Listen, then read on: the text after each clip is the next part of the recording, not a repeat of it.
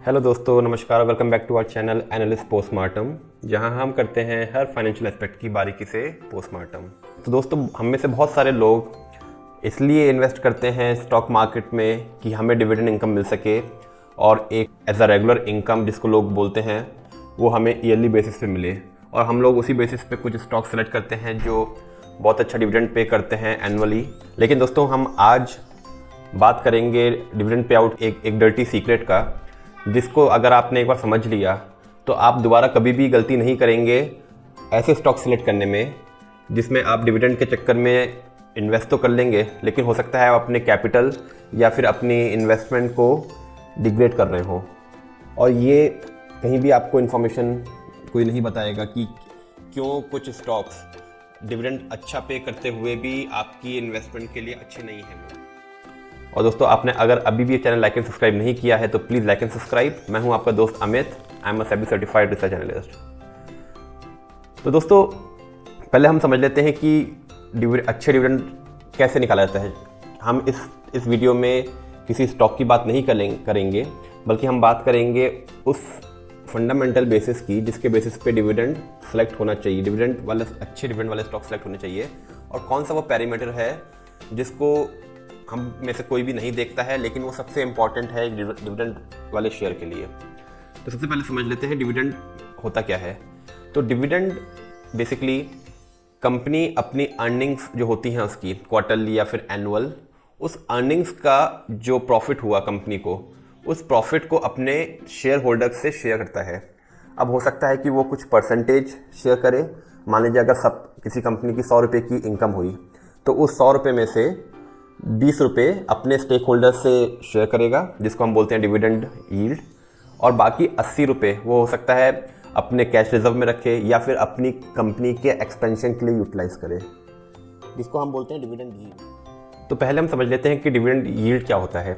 तो dividend yield basically जो भी डिविडेंड कंपनी पे कर रही है divide by price of the share. अगर कंपनी का शेयर की वैल्यू है सपोज 200 रुपये और वो डिविडेंड पे कर रही है 20 रुपये, तो डिविडेंड यील्ड हो जाएगा उसका 10%।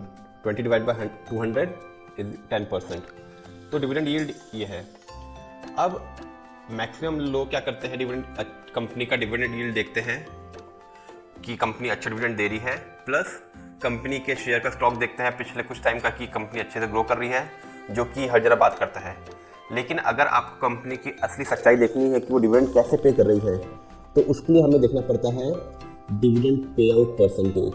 अब ये डिविडेंड पे आउट परसेंटेज क्या होता है? तो सपोज कंपनी की अर्निंग हो रही है 100 रुपये और उसमें से वो अगर 50 रुपये डिविडेंड दे रही है तो कंपनी का डिविडेंड पे आउट परसेंट हो गया 50%। और 50% वो अपना कंपनी के लिए या कैश रिजर्व में रख रही है या कंपनी का एक्सपेंशन के लिए यूज़ कर रही है।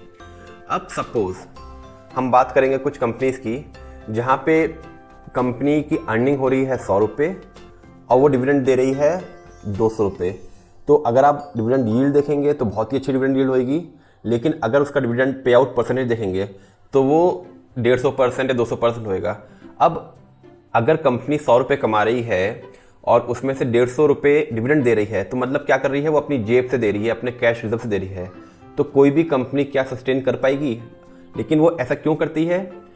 कुछ रीज़न इसके हो सकते हैं कि कंपनी को लगता है कि इस क्वार्टर में या इस ईयर में हमारी परफॉर्मेंस अच्छी नहीं है, हमारी अर्निंग्स ड्रॉप हुई हैं, लेकिन आने वाले टाइम में हमारी अर्निंग्स दोबारा अच्छी हो जाएंगी, तो हम अपने शेयर होल्डर्स को, स्टेक होल्डर्स को जो डिविडेंड हम मेंटेन करते हैं हम देते रहेंगे ताकि उन पर कोई इम्पैक्ट नहीं आए, जो एक अच्छी सोच है। लेकिन अगर सस्टेनेबली कुछ साल से कंपनी लगातार डिविडेंड पे आउट 100% ऊपर दे रही है, तो इसका मतलब क्या है कि कंपनी कुछ पर्टिकुलर एनुअल पीरियड से डिविडेंड तो 100 डिविडेंड अच्छा दे रही है, लेकिन उसका पे आउट परसेंटेज अपनी पॉकेट से जा रहा है, मतलब 100% से ऊपर है।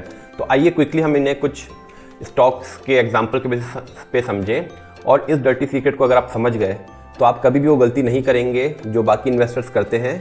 और अगले वीडियो में हम बात करेंगे कुछ अच्छे डिविडेंड पेइंग स्टॉक्स की जो हर पैरामीटर्स में अच्छे हैं, जिसमें हम एक रेगुलर इनकम की तरह, एक पैसिव इनकम की तरह इन्वेस्ट कर सकते हैं। लेकिन आज हम समझेंगे वो डर्टी सीक्रेट को, जिसको बोलेंगे हम डिविडेंड पे आउट परसेंटेज। और दोस्तों आपने अगर अभी भी चैनल लाइक एंड सब्सक्राइब नहीं किया तो प्लीज़ लाइक एंड सब्सक्राइब। और दोस्तों कमेंट करके बताइए कि क्या आपने किसी शेयर में या स्टॉक में इन्वेस्ट किया है फॉर डिविडेंड और उसका पे आउट आपने देखा या नहीं देखा। अगर नहीं देखा तो आइए समझते हैं क्विकली। तो दोस्तों हमारे सामने कुछ शेयर्स हैं, तकरीबन 31 शेयर की लिस्ट है जो हमने निकाले हैं जो बहुत ही अच्छा डिविडेंड पे करते हैं। तो अगर आप उनकी डिविडेंड यील्ड देखेंगे तो देखिए पहला स्टॉक तो छोड़ दें, इसका डिविडेंड यील्ड 1065% है, लेकिन ये मिलता ही नहीं है। ये शेयर होल्डर्स अपने पास रखते हैं, इसमें ट्रेडिंग होती ही नहीं है किसी शेयर में। लेकिन जो लिक्विड शेयर्स हैं जिसमें हम बात करेंगे तो जैसे वेदांता हो गया, वर्धमान आर्सलिक हो गया, हिंदुस्तान जिंक हो गया, कोल इंडिया हो गए, तो देखिए डिविडेंड यील्ड बहुत ही अच्छा है इन शेयर्स का। वर्धमान आर्सलिक का प्राइस है 52 रुपये और ये डिविडेंड पे आउट देता है 47%, तो ऑलमोस्ट करीब 24 रुपये इसका डिविडेंड मिलता है। तो मतलब ऑलमोस्ट 47% डिविडेंड यील्ड है इसका, राइट। तो बहुत ही अच्छे डिविडेंड यील्ड मिलता है।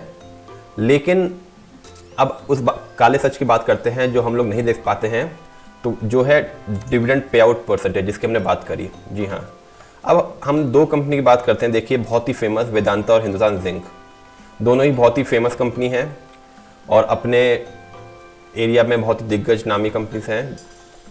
अब इनका डिविडेंड यील्ड देखिए तो सपोज हिंदुस्तान जिंक का डिविडेंड यील्ड है 24%। जी हाँ, अगर आपने 1 लाख रुपए हिंदुस्तान जिंक में लगाए होते तो आपको सालाना 24% मतलब 24,000 रुपये 1 लाख पे आपको डिविडेंड मिलता साल का, जो कि बहुत ही अच्छा है। लेकिन अब उसके नेक्स्ट वाला कॉलम देखिए जो है, इसको हम एडिट कर लेते हैं। तो इसका डिविडेंड है 24% जो कि बहुत ही अच्छा है, तो इसको हम ग्रीन मार्क कर देते हैं। लेकिन अब देखिए इसका डिविडेंड पे आउट परसेंटेज कितना है। इसका डिविडेंड पे आउट परसेंटेज है 303%। मतलब कंपनी अगर 100 रुपये कमा रही है तो 300 रुपये वो डिविडेंड पे कर रही है। तो आप खुद सोचे, कोई भी कंपनी जो अगर 100 रुपये कमा रही है और 300 रुपये या तो कंपनी के कैश रिजर्व से दे रही है या कंपनी की अर्निंग्स पुरानी से दे रही है, तो सस्टेनेबल है, कितने टाइम दे पाएगा। अब हो सकता है कि हम 1 साल का मान लें कि कंपनी ये मान के चल रही है कि उसके अर्निंग सुधर जाएंगी। तो चलिए अब देखते हैं कि पास्ट में उसने क्या किया है। तो ये जो कॉलम क्यू है ये है average dividend pay out of last 3 years.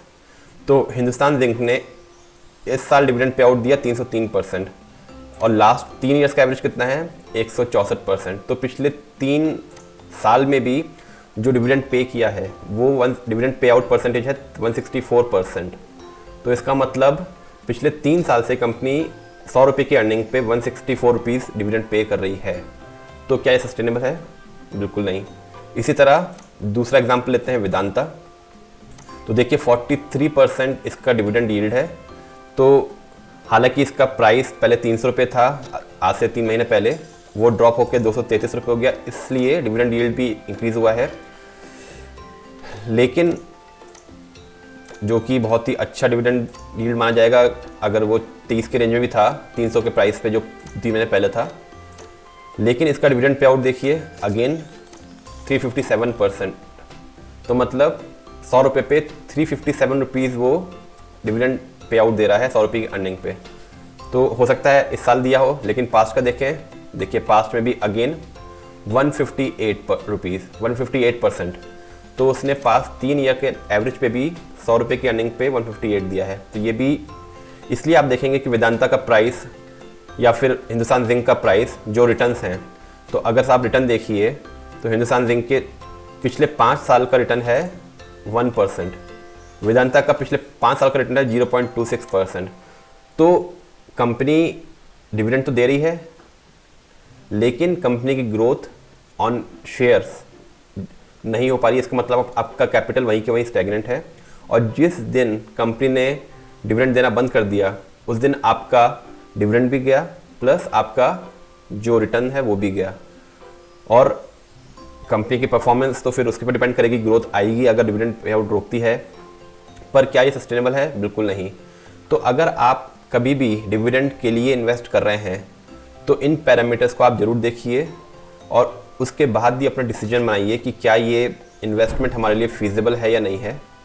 अगर नहीं है तो बिल्कुल उससे थोड़ा दूर रहिएगा। अगर आप डिविडेंड प्रॉस्पेक्ट से करें, अगर आप टेक्निकली देख के आपको वायबल लगता है कि कंपनी अब ग्रोथ करेगी तो वो ज़रूर एक जैसे एक अच्छी कोई स्टॉक देखें जिसमें सपोज़ REC की बात करते हैं हम, REC स्टॉक, देखिए इसका डिविडेंड जो देखिए REC का जो डिविडेंड यील्ड है बहुत कम है, 5.27%। तो मतलब अगर आपने 1 लाख रुपए इन्वेस्ट किया तो आपको 5.5% तो आपको डिविडेंड यील्ड मिल ही रहा है, जो कि आपका ऑलमोस्ट FD के आसपास रहा है। आजकल थोड़ा कम हो गया है क्योंकि FD में 7% मिल रहा है, 7.5%, लेकिन आपको 5% अच्छा डिविडेंड यील्ड है। और देखिए उसका डिविडेंड पे आउट जो रेशियो है वो 29% है। तो इसका मतलब कंपनी 100 रुपये की अर्निंग पे 29 रुपये 29 रुपीज़ अपने स्टेक होल्डर्स को दे रही है, और जो बाकी के रुपए हैं वो अपने कैश रिजर्व या फिर अपने एक्सपेंशन या डिफरेंट इन्वेस्टमेंट्स के लिए यूज़ कर रहा है। और अगर उसका पास्ट में देखें लास्ट 3 साल का, तो लास्ट 3 साल का भी एवरेज डिविडेंड पे आउट 29% रहा है। तो उसने हमेशा 30% मेंटेन करके चला है, और उसी रेशियो में देखिए तो जो उनका 3 इयर्स का रिटर्न है वो 42% है। तो अब आपको कुछ आइडिया लगा होगा कि अगर आप डिविडेंड के लिए इन्वेस्ट कर रहे हैं तो क्या पैरामीटर्स देख के इन्वेस्ट करें, नहीं तो आप एक धोखे में फंस जाएंगे और फिर उसके बाद हो सकता है आपको अपने कैपिटल पे लॉस मिले। तो दोस्तों अगला कमेंट करके बताइएगा कि क्या ये वीडियो आपके लिए यूज़फुल था, और क्या आपने किसी डिविडेंड स्पेसिफिकली डिविडेंड के चक्कर में इन्वेस्ट किया है। अगर किया है तो कौन से शेयर्स हैं। और अगला वीडियो हम लाएंगे कुछ ऐसे शेयर्स जो बहुत ही अच्छे प्रॉस्पेक्ट है फ्रॉम डिविडेंड प्रॉस्पेक्ट। तो thanks for watching this video and please like and subscribe. Thank you.